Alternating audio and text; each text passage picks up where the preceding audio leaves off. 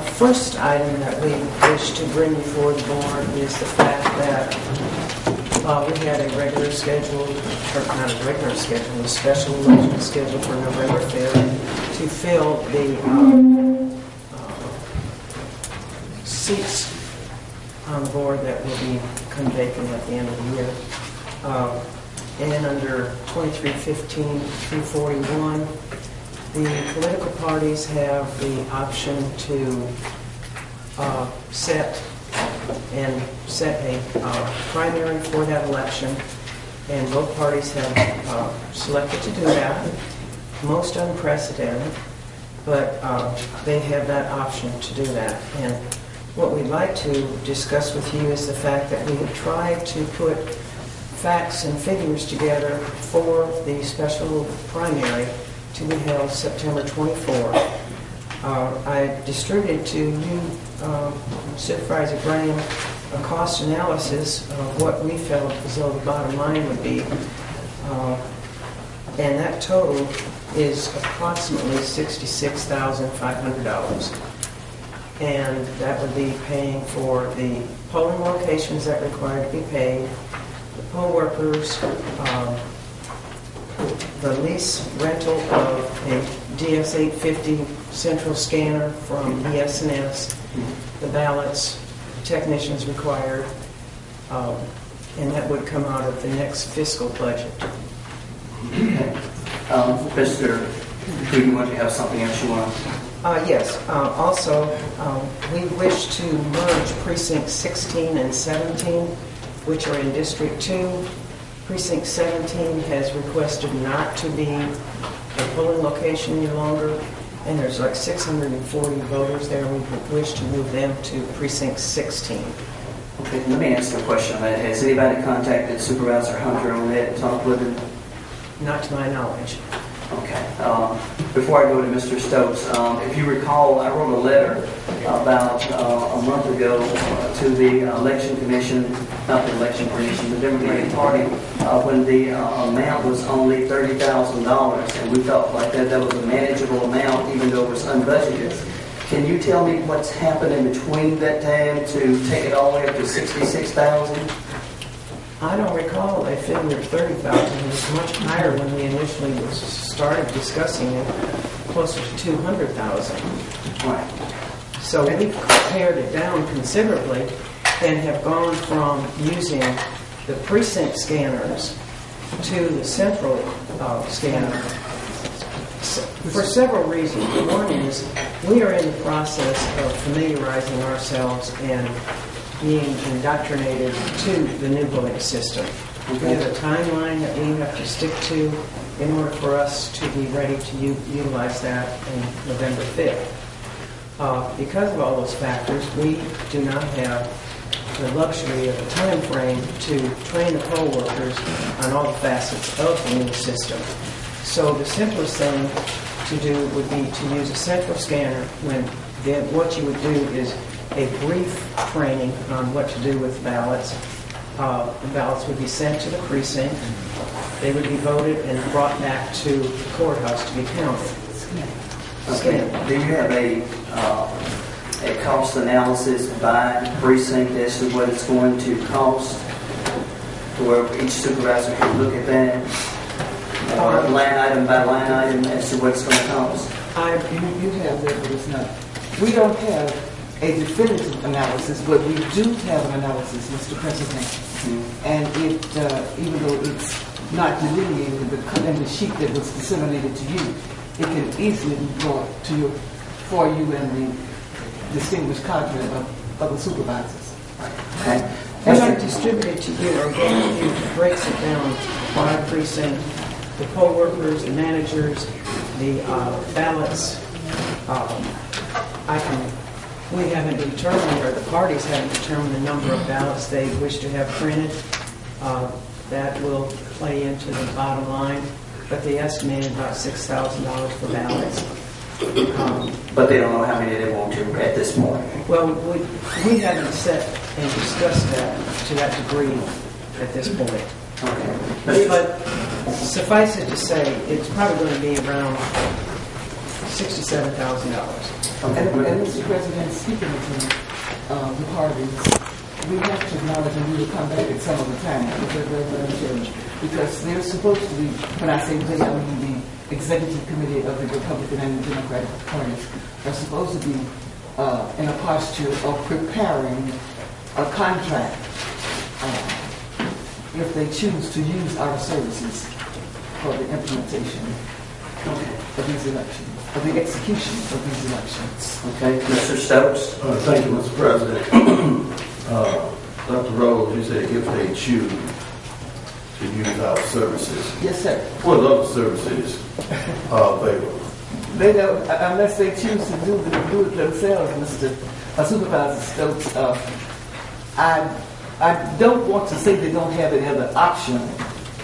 I just think, but they may choose to execute the evidences, but by statute, they can enter into a contract with the experts. Okay. I say that respectfully. Yeah, my concern is we don't have the money. That's the first thing.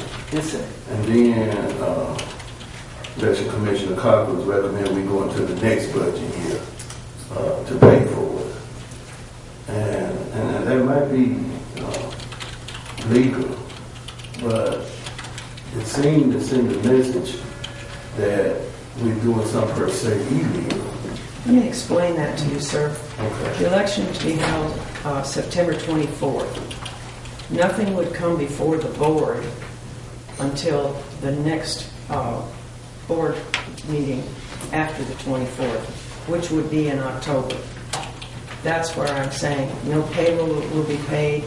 The rent for the locations will not come before you until after everything is finalized for that election. So it's not anything that anybody's trying to do anything. Well, what I'm saying it's just the way that it falls. It's going to have to be paid. It has to be paid, yes, and Board of Supervisors is obligated to pay it. Well, not necessarily. By statute, it is. Well, that's why the judge make that decision. That's why they have courts. And we're going to judge make that decision. Because my position is this county should not go and try to spend money that we don't have. Now, we don't have the money. Everybody up here know we don't have the money. You're saying we're going to the next budget. So that means we're going to have to find the money sometime or another and put it in your budget for the next budget year. Otherwise, they still won't get paid. The bottom line, sir, is by statute, it is your obligation to find the money and to pay for it. The statutes indicate that the board is obligated to pay expenses pertaining to elections. Okay. The statutes do say. Can you give me any case law that say that? Can you give me either one of you? Statute. No. We don't want to hear statute because you might misinterpret statute. Do you have any case law that says have that? it with me, sir. Okay, could you go get the case law? We got a long agenda and bring it back and give us the site of the case, and we'll be glad to get the copies of it. Will you be happy with the statutes? No, I want the case law. I understand what you're saying, Mr. Supervisor, and we respect what you're saying. And we do not have at our fingertips being grounded in research. We don't have, and some of it is legal research, we don't have it before us. But if you wish that we move further, or does that fall within the purview of the board attorney? Well, to do that searching for us. Well, I thought you would have it. Oh, I can quote the statute for you. No, we need case law. This is what we have. I can differentiate between the case We have and the statute. a court order dealing with the sheriff's department in jail, and we're gonna have to find money for that. Yes. We have so many different things that's gonna decide how this budget's gonna go. Plus, we don't have enough money currently. Now, it's got to be an election in November. There's no ifs, ands, and buts about that. And that statute says that. Yes, it does. So now, here you're trying to tell us to spend money that we don't have. Y'all want to do that in your home, and take care of your home. You're not going to write a check to the gas company and the money not in there. Yes. That's poor business. Yeah, Mr. Vice President, I respect what you're saying. But please keep in mind, sir, that the parties come to us. The parties need their money. Well, If they don't have the money to do that, and we don't have the money, we can't put money out the sky. but that falls within the purview of responsibility. That's why we go to court. Let a judge make that determination. They can't just tell that. I want to see a judge say, yes, y'all break the count. Could we not be, could they ask for an audience with you, Mr. Well, they should have been doing that. The Mr. brother Vice said they gave them one set of numbers, then it increased up higher. Because see, And then I'm hearing now that we're not going to count the ballots at the precinct. We're going to bring them downtown to count them. How many people trust that? Mr. Vice President, we are your election commissioners.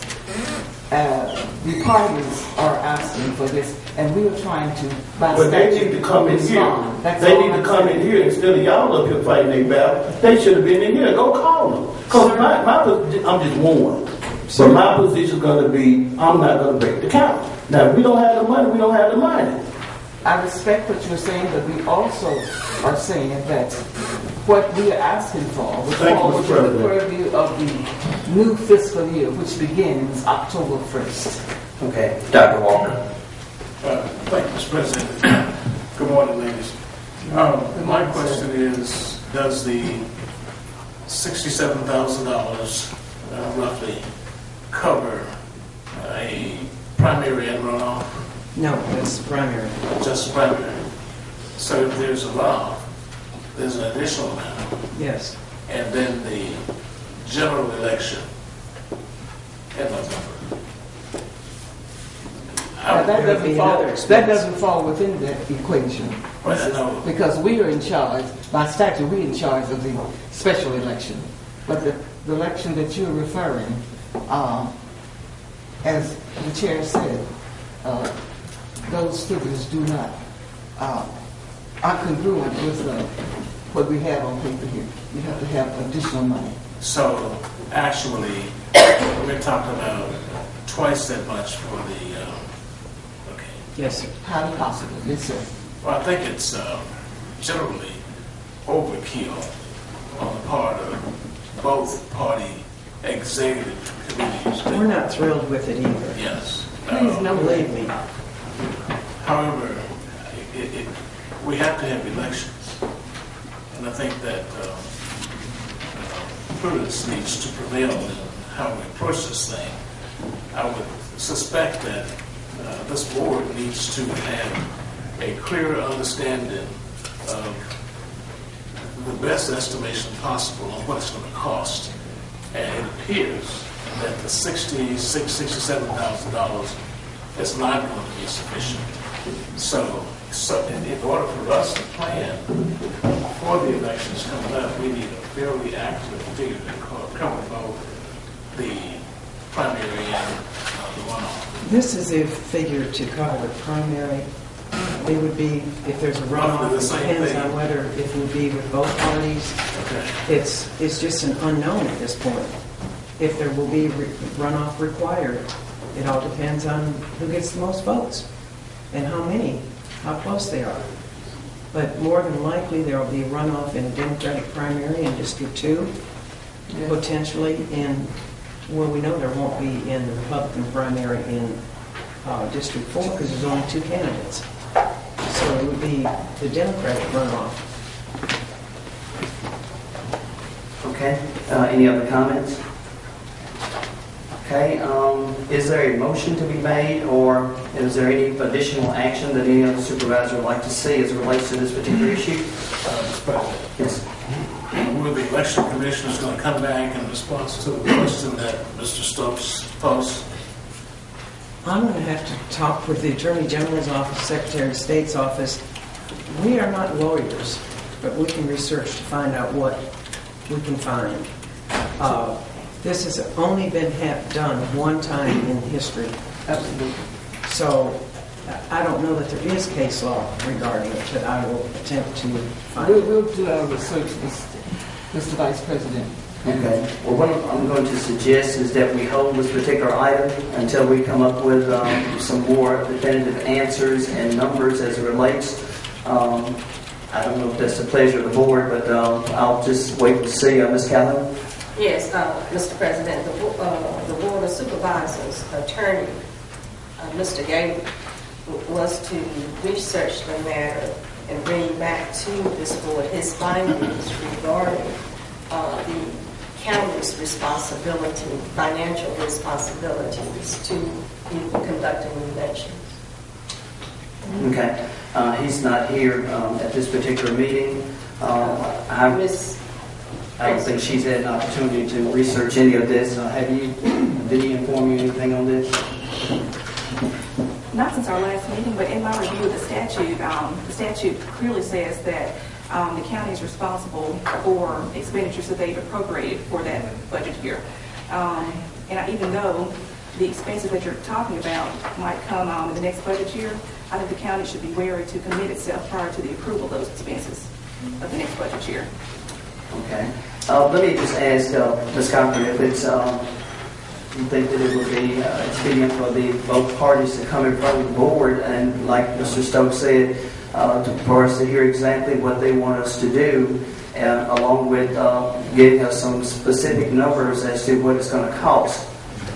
And that will give us enough time to determine exactly what the law states as what we should do, because there are a lot of different interpretations of this.